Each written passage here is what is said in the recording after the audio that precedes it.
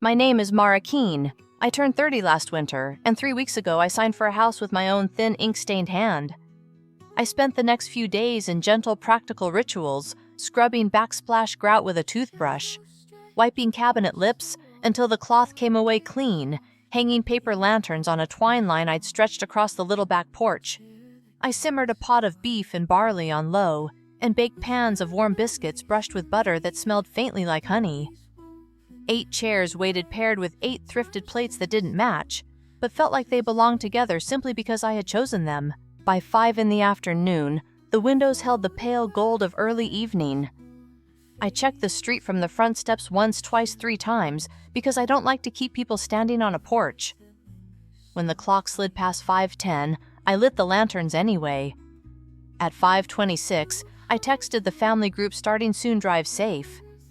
At 5:34, my sister posted a story of herself in oversized sunglasses laughing as she swung open the door of a brand new cherry red crossover. The caption read, "We did it." Somewhere off screen, my mother's voice lifted in a small cheer. By 5:40, I stood in my living room with both lamps on, and the room looked like a picture in a real estate brochure styled still waiting for people who had gone elsewhere. The stew was good. I ate standing up, a bowl balanced in my palm, and listened to the house speak in its new voice, the low tick of the baseboard heater. A shy whistle at the kitchen window. Where the frame doesn't sit quite true, the floorboard at the hallway bend that announces itself with a friendly complaint. When my phone lit with Dad, I almost didn't answer. I put the bowl in the sink, dried my hands on a towel, and picked up. "Call me." Now he said, "No, hello, no. How does it feel? No, I'm proud of you." He sounded as if we were reading from an old script we'd staged 100 times. Brisk words, tight turns, no room for soft edges. I used to think families talked primarily about love. Ours talked about money, then found prettier words to dress it in. Responsibility, gratitude, pulling your weight. Those phrases were household wallpaper. You could stop seeing them only if you stopped looking at the walls. When I was 14, my father began collecting what he called utilities. He wrote the figure on an index card and taped it inside my closet $120 on the first of each month. I bagged groceries after school and slid him cash in an envelope.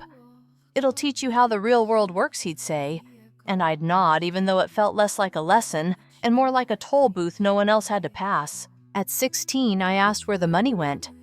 My mother said, "Back into the household, sweetheart. I asked to see the numbers." My father laughed, light, friendly, dismissive, like I told a joke that didn't land. The sound still sits in my memory, a lid snapped onto a jar, so I started keeping track for myself. First, in a narrow blue ledger I bought with babysitting tips. Later on my phone in a note titled Anchors, I wrote down what I gave, and when, and what I had left after. It wasn't spite, it was ballast. Numbers made the floor feel less slanted. My younger sister Nina grew up under gentler weather. When I saved for a used sedan and learned to change my own oil because my father said the garage charges were a good lesson, she received keys to a new crossover with the dealer's bow still taped to the hood. "A young woman needs something safe," my father said, and everyone clapped while the salesman showed her the touchscreen and the button that remembers seat positions. When she dropped out after a semester because she was pivoting, my parents called it vision. When she launched an online shop that never quite found its receipts, they called it potential. Later, when she began making videos, I was asked if I could add a line to our phone plan for a better data package and whether I could co-sign a lease for a shared studio that would be temporary totally. When I said no calmly, not as a provocation but as a boundary, the language shifted. Stingy, cold, ungrateful, ledger-hearted. My mother's voice would take on a polished shine. "We fed you, Mara. We clothed you. Families invest in one another." My father would stand at the kitchen window with his hands in his pockets and say, as if explaining a simple equation, "A good daughter shows up." I learned to show up like a worker bee. You do your job, you keep moving, you don't wait for applause that will not arrive. And if you want something that belongs only to you, you learn to pay for it with quiet choices. The house began as a quiet choice. At 25, I opened a separate savings account and named it Foundation. I said no to takeout and watched the number bump by $37. I said no to a long weekend and saw 300 settle there tidy as folded shirts. I kept roommates longer than felt comfortable. I worked overtime stocking shelves at the co-op, took 2 bus routes, instead of a rideshare, mended the heels on my boots with glue and patience. In my spreadsheet, each row was a small refusal that felt strangely like permission. Line by line, I laid something solid under my feet. 4 years later, a woman with careful nails and a neat bun slid a folder across a smooth table and asked me to sign in 3 places, then 5, then 7. The title officer called me homeowner, in the same tone baristas used to call out names. Routine, cheerful, but it entered my chest like a deep breath I had been trying to take for years. I signed, dated, initialed. I shook hands. I walked out into sunlight so bright it sharpened edges, the curb a dent in my old sedan's door, a plane tracing a thin white seam across the sky. The house itself is a small, stubborn bungalow on a street of maples and mailboxes that lean a little toward the road. 2 bedrooms, 1 bath. A chimney that leans a degree or 2 toward the west like it's listening. In the living room, a modest fireplace holds a row of sunburst tiles. 1 ray cracked the floor, shining as if it had been outlined in silver for emphasis. The hallway turns left where you think it will turn right, and the floorboard there complains every time, which I find comforting. Consistency is its own kind of affection. Out back, someone planted rosemary against the fence, and now it has grown into a hedge that perfumes your hands if you brush it as you pass. A wind chime made from flattened bottle caps hangs beneath the eaves and sings whenever the weather decides to mention itself. The front porch holds 1 wicker chair with a cushion faded unevenly like the ghost of a summer afternoon. The house doesn't pretend to be more than it is. I like that. I told my boss first, because she had given me an extra shift when I asked without making me explain why.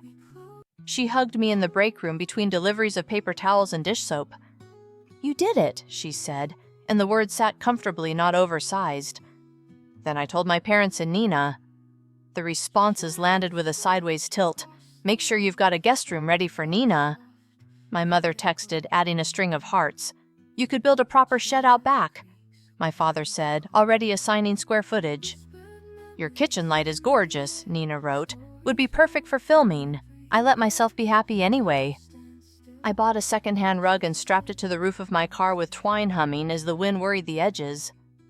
I took a photo next to the sold sign because I had always rolled my eyes at those, and it felt like a small private victory, not to care that I had become the person I used to tease. At the thrift store, I matched 8 white bowls that came from 4 different factories and 3 different decades, but shared a shape that pleased me. I set them on the counter in a neat line and counted, not because I doubted I could host 8 people, but because the counting itself felt like a blessing I could give. On the afternoon of the housewarming, I opened every window and let the place exhale. I rubbed lemon oil into the wooden banister until it gleamed. I folded napkins into triangles and slid them beneath forks the way my grandmother taught me when she used to let me set the table while she told stories about the year she lived above a bakery. It is strange how certain domestic tasks feel like continuity, even when you know the people who taught them to you prize other things. I do not know when I decided to stop waiting for my family to give the moment shape. Perhaps it happened in increments, each small step more a habit than a declaration, paying on time, saving a little extra, choosing furniture that could be carried up narrow stairs by one person who had to put it down twice for breath. But when I stood in my kitchen and turned off the stew, when I straightened the stack of bowls, as if I were closing a drawer carefully, so nothing inside would shift, I understood that the room did not need applause to be real.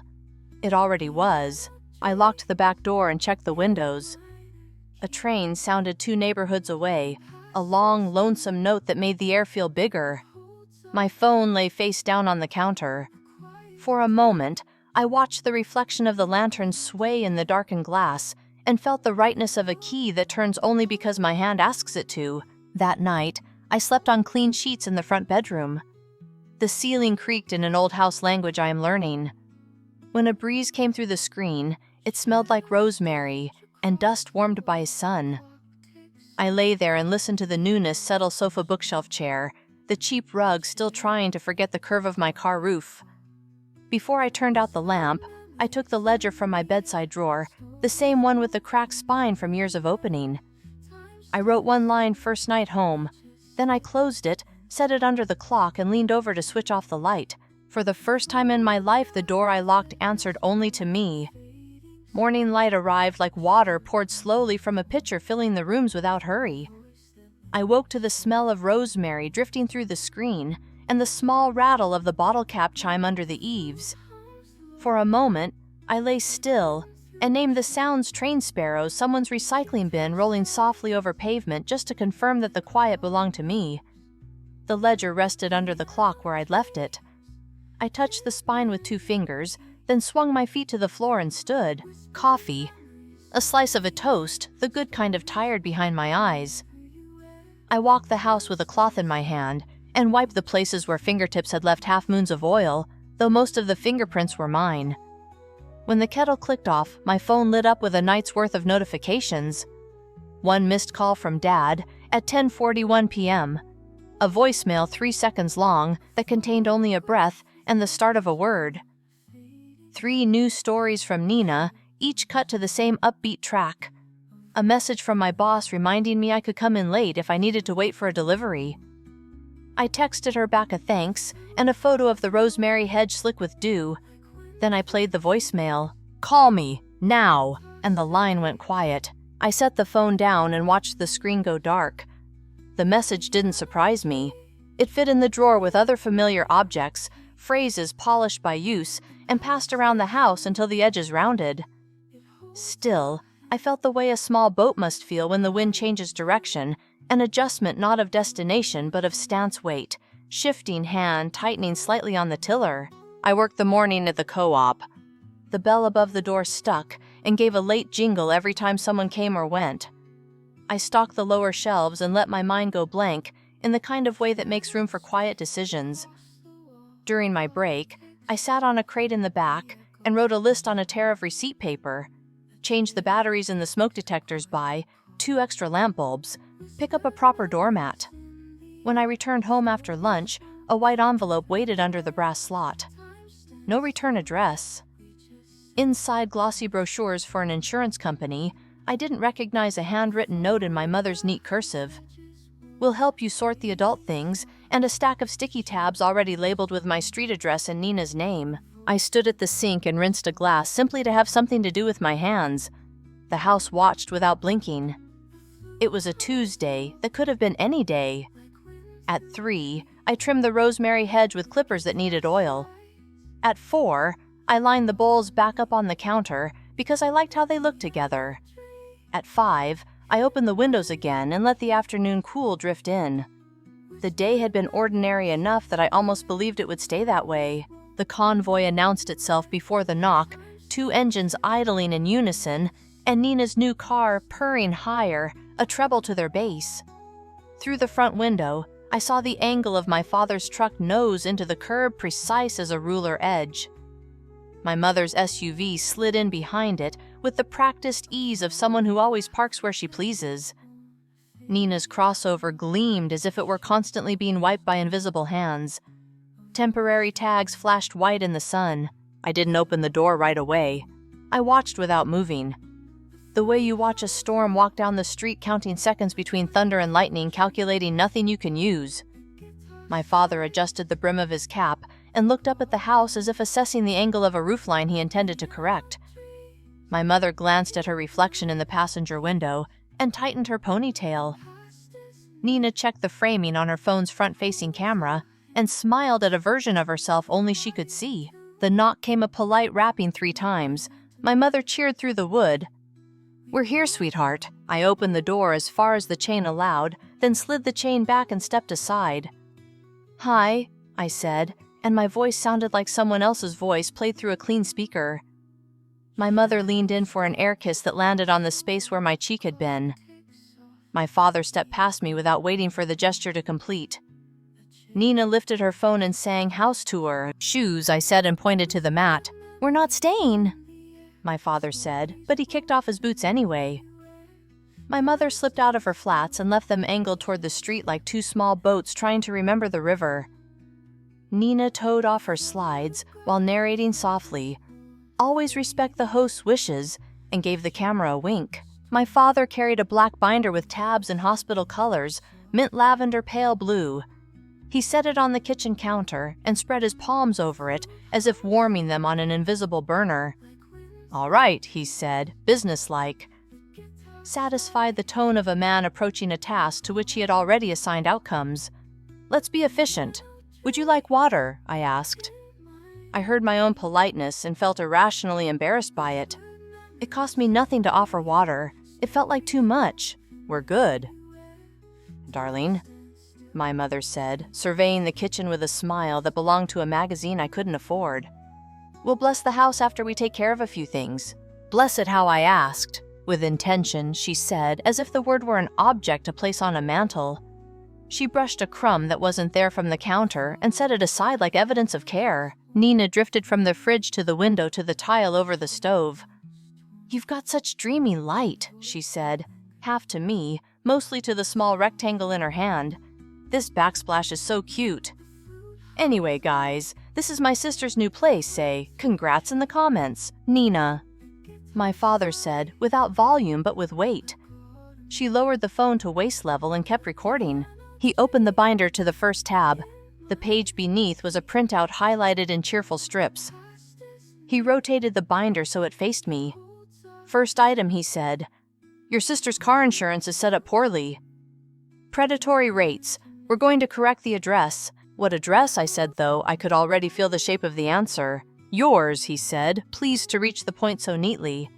"The garage location dictates the premiums. We'll list the vehicle as garaged here. It's common sense. She'll park in the driveway plenty." "She doesn't live here," I said. "She'll be here all the time," my mother offered, the words wrapped in the soft fabric of reassurance.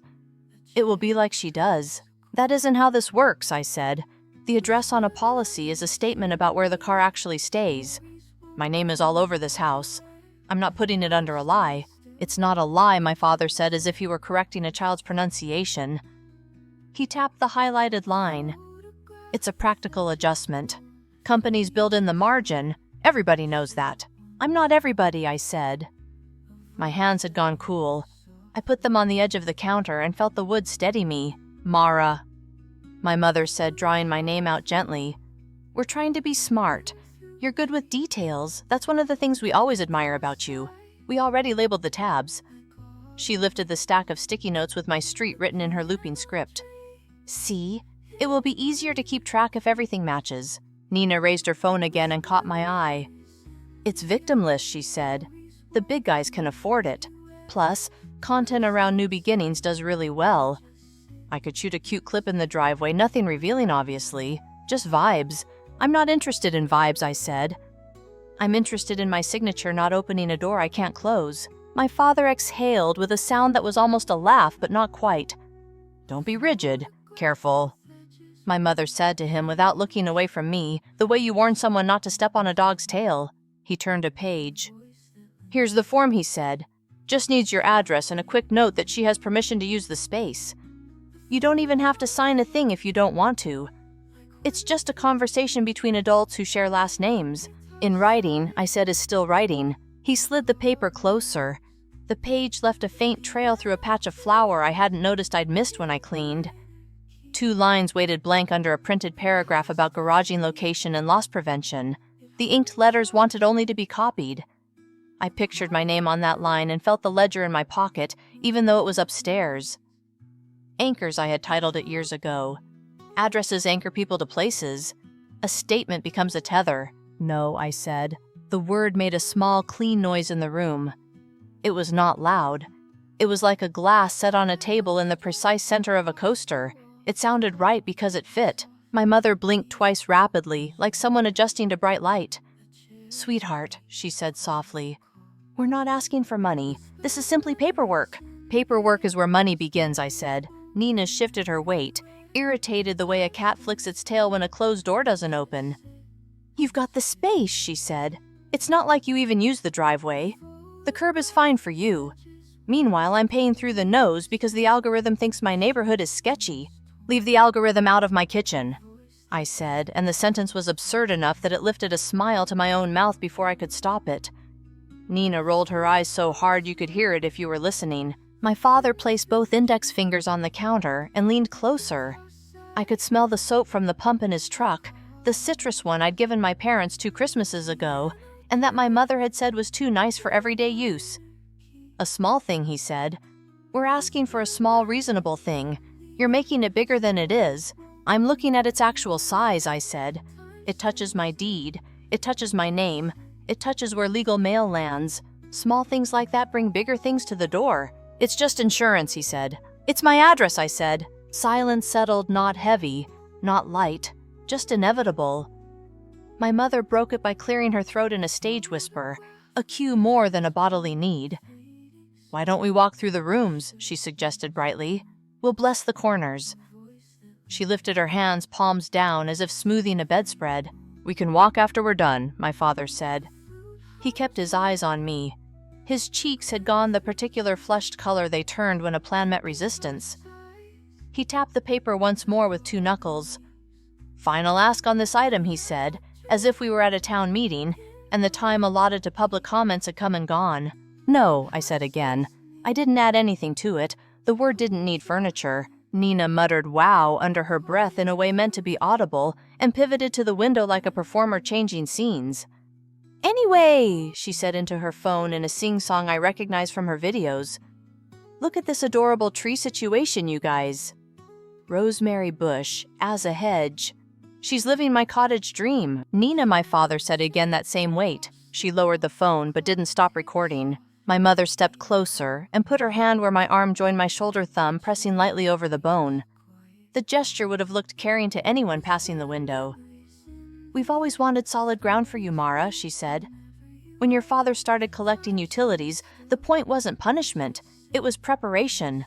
I got prepared," I said. "I'm standing in it." Her thumb moved a slow circle as if polishing the idea. "Family reallocates resources to the person in flux," she said.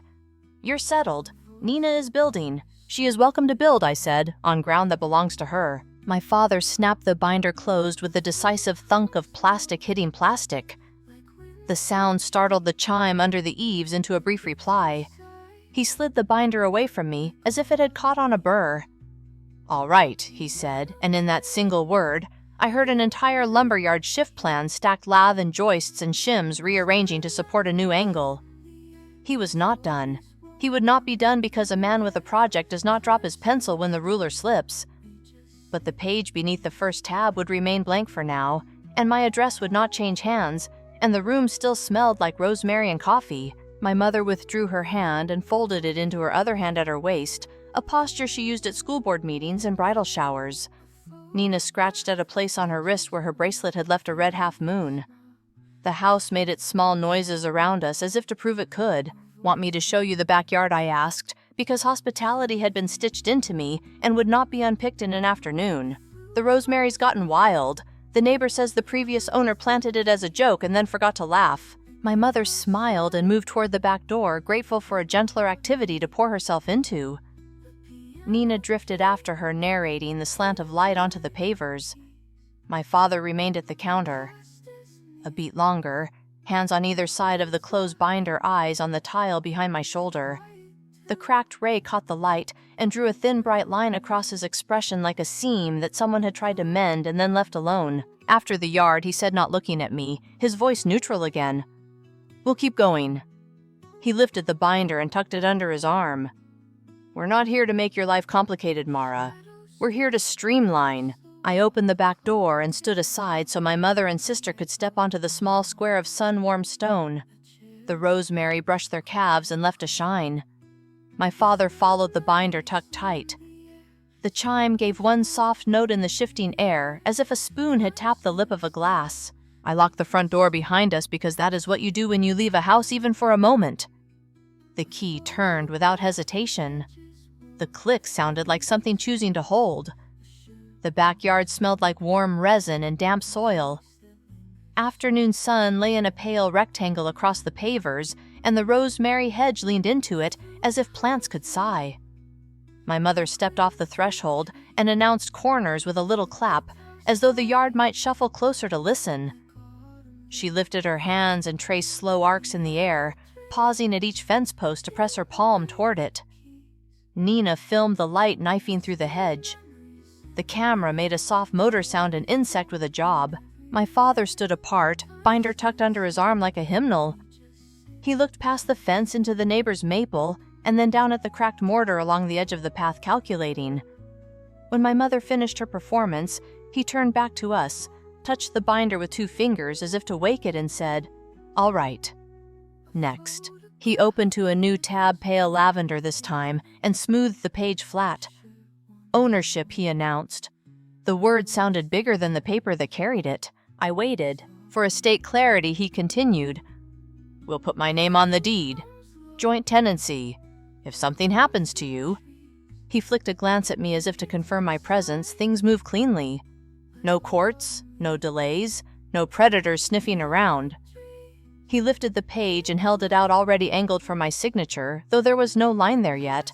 A leaf scraped the fence and skittered along the stone. I looked at the document and then at him.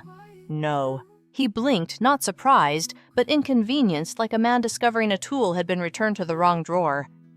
"This is standard," he said. "Your generation leaves loose ends. We're tidying." "I'm not a loose end," I said, "and my deed isn't a chores list." My mother stepped between us, palms open. "Mara, it's protection. Your father knows this terrain. Remember when Mrs. Halverson down the street lost her house to that awful nephew because she signed something I said? I read about that case." I pointed at the lavender tab. "This isn't insurance against chaos. It's an invitation to it. My will is signed and witnessed. If anything happens to me, the document is in my desk. No one goes on my deed." Nina, still filming, swung the phone to catch my face. "You're being intense," she said, soft, but shaped for the microphone. "Joint tenancy is cute. It's like a trust fall. Don't turn legal instruments into content," I said. "Everything's content," she said, with a shrug that jostled the frameless sunglasses on her head. The lenses flashed 2 small shields catching sun. My father tapped the page with the flat of his nail. "Listen," he said, and the word landed with the weight of a lifetime of instruction. Joint tenancy simplifies. You avoid probate. You avoid vultures. You avoid that boyfriend you dated 2 years ago showing up with a box of time-stamped texts. "I dated a pastry chef who sent me recipes," I said. "The worst thing he could do is gift everyone croissants." "This is not about pastries," he said, and at the edge of his voice I heard a strain that used to mean I was about to be told to lower mine. He took a breath, flattened it out. "You are missing the efficiency here." "I see the efficiency," I said. "It removes friction for you. It adds risk for me." My mother's eyes shimmered on cue, or on instinct, I couldn't tell. "We are protecting you," she said, and her hand found my forearm in the same practiced place as earlier, thumb pressing lightly into the groove above the wrist. "You do not understand how the world works." "I understand how paper works," I said. "And how people work around paper." The bottle cap chime under the eaves ticked once, twice, as if approving the sentence. A breeze lifted threading scent from the hedge through the space between us. The yard looked ordinary in the late light. Someone's chair, someone's spade left leaning, someone's hose looped like a green rope on the ground. Ordinary doesn't make anything simple. My father turned another tab. The binder thudded softly against his stomach, and he steadied it with his palm. "Fine," he said. "If stubbornness is the mood today, we'll table ownership." Item 3. Liquidity. Nina perked. "Yes," she said. "This is the good part." He slid a page free, crisp with toner. Blue highlighter pleased the margins. "You have equity," he said. "Untapped potential." "Banks prefer numbers to sentiment." "So do I." We arrange a small line 80 secured against the property.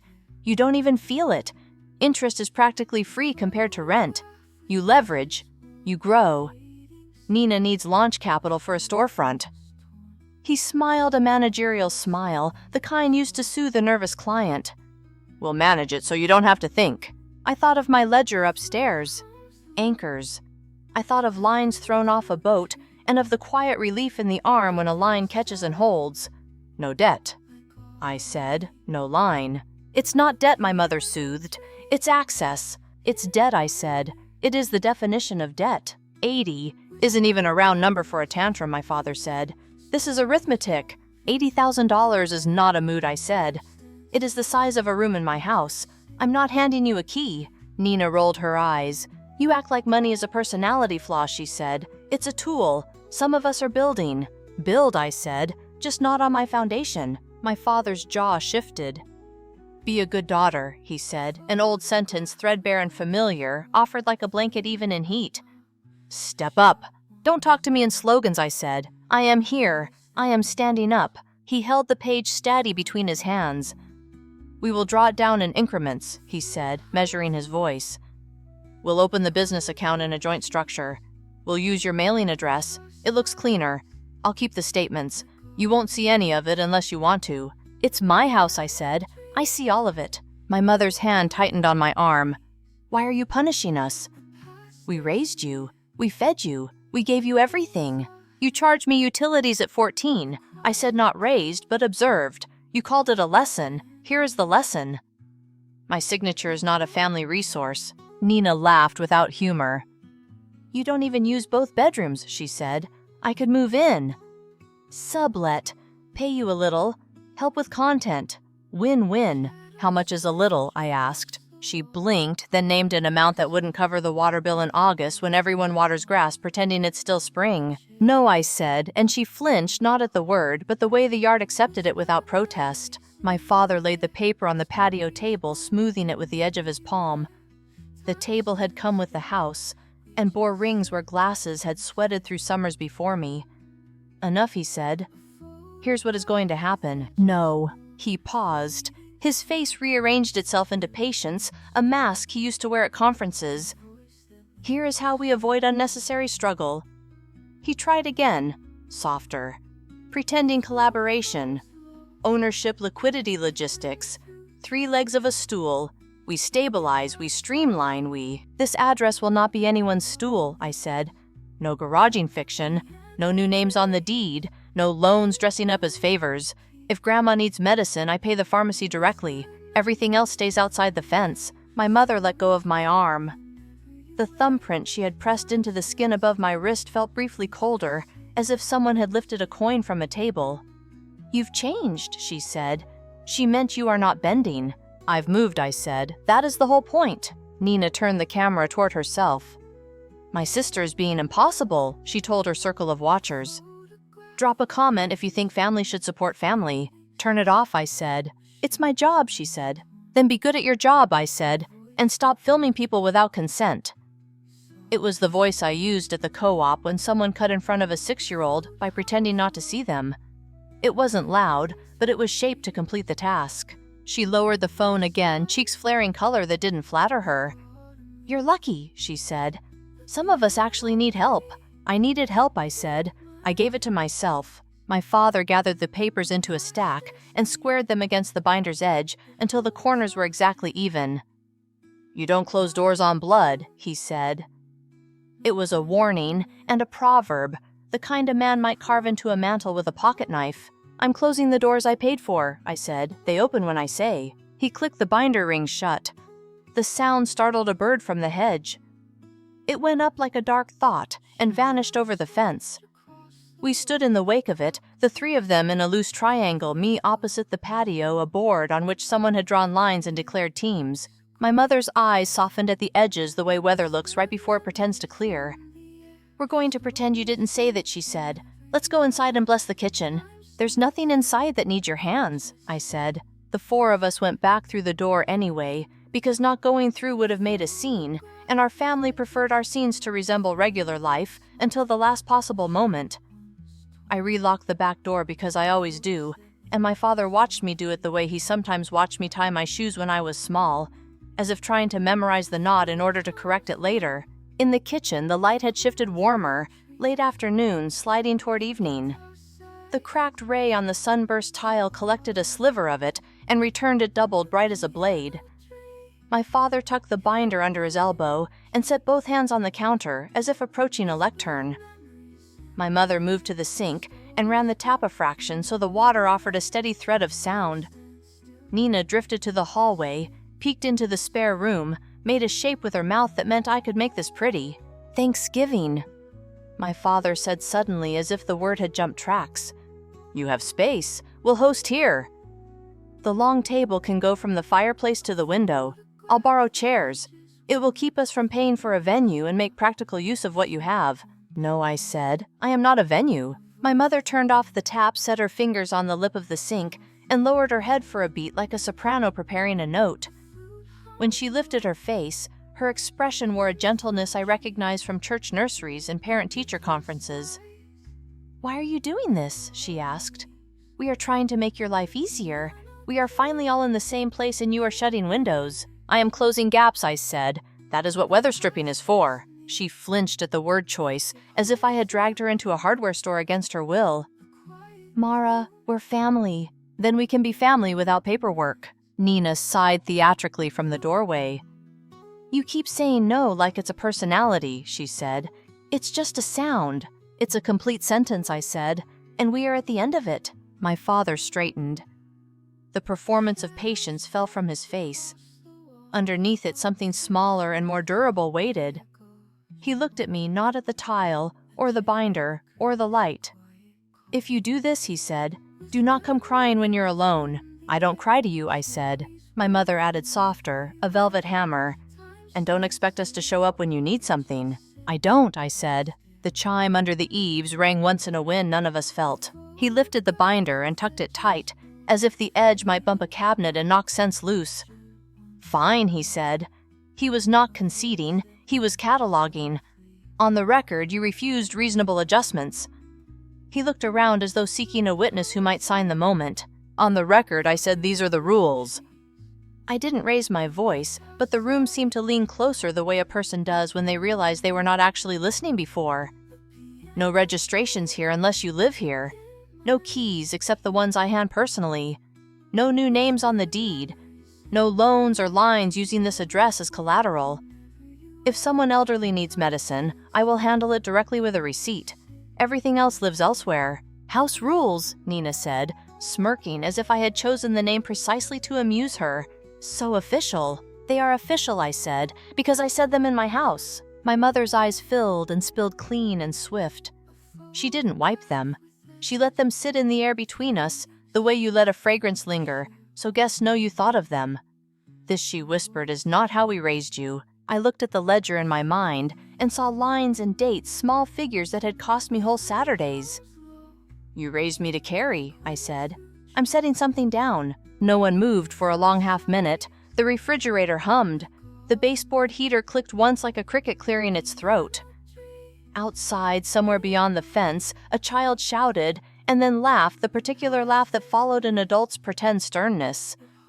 The kitchen felt like a photo foreground, crisp background, softened into color and suggestion. Nina broke the stillness by sliding her phone into her back pocket. "Whatever," she said. "Let's go. I have a shoot at 7. She glanced around one more time, calculating where the best light would fall at that hour. My mother stepped toward me, and then stopped as if a line had been painted across the floor in a shade no one else could see.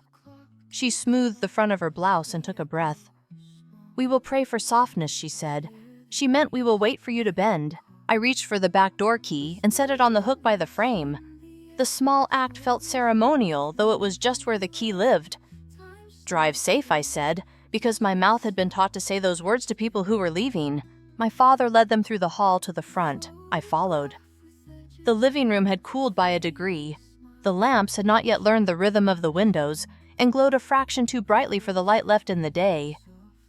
My father opened the door. Air from the street came in hotter, faster, bringing a scent of cut grass and engine. My mother went out first, careful with her heels on the 3 steps, each one a small decision. Nina slipped past with a whispered wow that might have been about the house or the conversation or nothing at all. My father paused with one foot outside and turned back. "I hope he said you won't be sorry." "I hope I said you won't either." He nodded once as if I had answered an exam question adequately and went down the steps. The binder tucked under his arm, knocked against his side with each movement, a metronome set to the tempo of retreat. At the curb, the truck door opened with a solid masculine sound. The SUV answered with a softer thud. Nina's crossover chirped twice, delighted with itself. Engines coughed to life. The rosemary hedge, stirred by exhaust, brushed the fence like a hand patting a dog goodbye. I closed the door. The latch met the strike plate cleanly, metal to metal, with a satisfying fit. I turned the deadbolt once. Then I stood there with my hand still on the knob and listened to the house make its small noises, heater tick. Refrigerator hum chime, acknowledging a wind that hadn't quite reached it.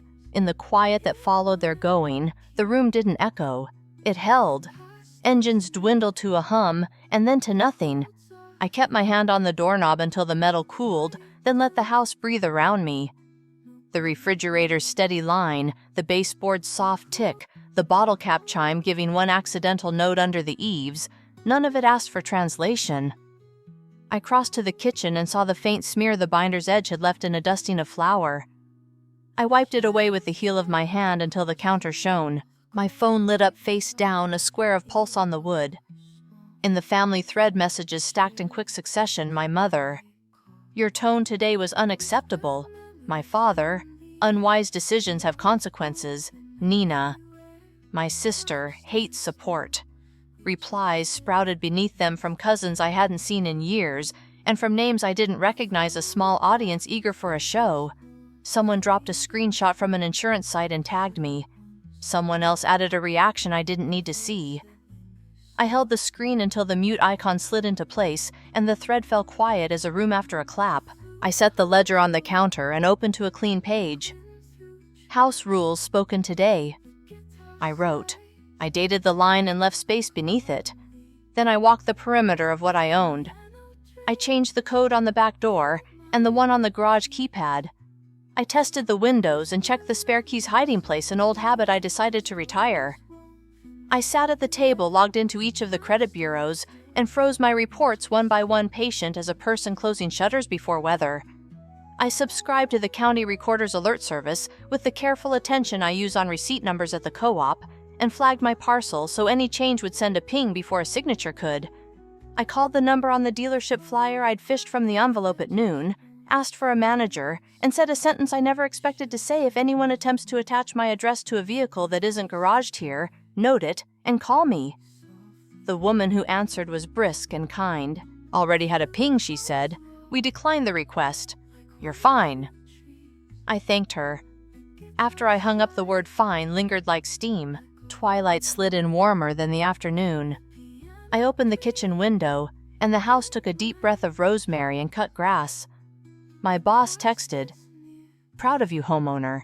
Need any boxes returned?" And I pictured the stockroom's leaning tower of cardboard and smiled. A minute later, there was a knock not at the door but on the fence. My neighbor, the woman who had waved the day I moved in, stood there with a spatula in one hand and an apron printed with cherries tied over her dress. I heard cars, she said in the casual tone of someone asking about weather. Then I smelled rosemary. That combination usually means a person needs a burger. I laughed, surprised at the ease of it. I can contribute a plate. You can contribute sitting, she said. You look like a person who's already done enough today. We ate on the small patch of pavers where the light held longest. She handed me a burger and a paper napkin. I brought out cold tea in mismatched jars. We talked about trash pickup days, about the mail carrier who remembers which porch cats bite, about the way the street floods at the corner if the city forgets the storm drain. She told me her name June, and I told her mine. She pointed at the hedge with her spatula. Never seen rosemary as a fence, she said. It's a good idea. It was here when I arrived, I said. I'm learning its ways. When the mosquitoes found us, we both stood at once like old friends who know the same signal. She knocked her spatula against the fence in farewell and disappeared through her gate. I washed the jars and set them upside down on a towel. The dishcloth smelled faintly of lemon oil. I had used the last of it on the banister that morning, and the scent had lingered like a decision. The phone rang late, a real ring, not a notification. My grandmother's number bloomed on the screen in the font, the phone used for emergencies and birthdays. I answered and heard her knitting needles before I heard her voice. "Are you eating?" she asked the way she always began. "Yes," I said. "A neighbor brought a burger." "Good," she said. "Salt your tomatoes." We let silence sit with us a while. The needles clicked steady as a second hand. "You sound steady," she said. "I'm here," I said. "Well then," she said, "sleep with the window cracked. Houses like to know who's inside." After we hung up, I locked the doors again by habit, and because it felt good. The deadbolt slid cleanly, metal to metal. I turned off the living room lamps, and the house rearranged itself around the darker edges. In the spare room, I folded the extra blanket and set it on the shelf. The space looked like a promise I owed only to myself. By Friday, the family thread had cooled into reposted quotes and a link to a sermon. My father sent a calculator with a caption about amortization. It arrived like junk mail and went the same place. Nina filmed a close-up of her new seat memory button and set it to a song that made the steering wheel look brave. I let the posts pass like weather. The county's alert service sent one email, "No new recordings on your parcel," and the modest phrase comforted me more than any blessing could have. On Saturday, I cooked again. Not to prove anything, just because chili fills a house in a way that paint and rugs can't. I texted the people who had carried boxes with me, and the woman from the pickup game who had lent me bungee cords when the rug wanted to go its own way. My supervisor from the co-op who always knew which apples were honest, and June who added, "I'll bring bread," as if she had been waiting to be asked. I set the 8 bowls in a line and added 2 small ones from the top shelf just in case. The lanterns flickered on the porch a little earlier than they needed to eager. They came in 2s and 3s, knocking lightly and then knocking again because the chime lagged. I opened the door, and the room changed shape with each arrival. Voices finding corners, shoulders, touching door frames as if to measure them. Someone brought a salad in a metal bowl with a dent that made a small pond for dressing. Someone carried a pie balanced on a forearm like a tray. June arrived with a paper bag that turned out to be a loaf she had baked in a pan shaped like a braid. "It's not fancy," she said, which was exactly the right amount of pride. We ate at the counter and at the little table and on the steps where the breeze could braid itself through talk. The bottle cap chimes stitched the evening together in stray notes. I sat on the porch in the wicker chair and watched the street find its night pace. Through the open window, I could see the cracked ray on the sunburst tile catching and releasing lamplight a slow heartbeat in ceramic. At 9, someone said, "This place feels like you," and the sentence slipped into the house like a key cut clean. I didn't answer. I didn't need to. The room held the answer. The rosemary held it. The bowls and the worn rug and the ledger under the clock held it. When the last guest left, I stood at the sink and rinsed each bowl and set it to dry. The water ran warm and then cooler. The steam curled and then thinned. I wiped the counter dry and saw no binder line in the flour because there was no flour, no binder, no claim but mine. Before bed, I opened the ledger and wrote 2 lines. House rules enforced. Supper, 8 bowls, 2 extra, all used. I closed the book and slid it back under the clock a small weight where I could reach it in the dark without looking. Then I locked the front door and the back and cracked the bedroom window the way my grandmother had instructed, and the house settled around me, old wood, new air. The chime under the eaves gave one soft note, and the night took it and kept it. Thank you so much for listening to today's story. If this story resonated with you or made you reflect, I'd love to hear your thoughts, so feel free to share them in the comments below. And don't forget to like, subscribe, and hit the notification bell so you won't miss the next story. I'll see you next time as we continue exploring more journeys and lessons together.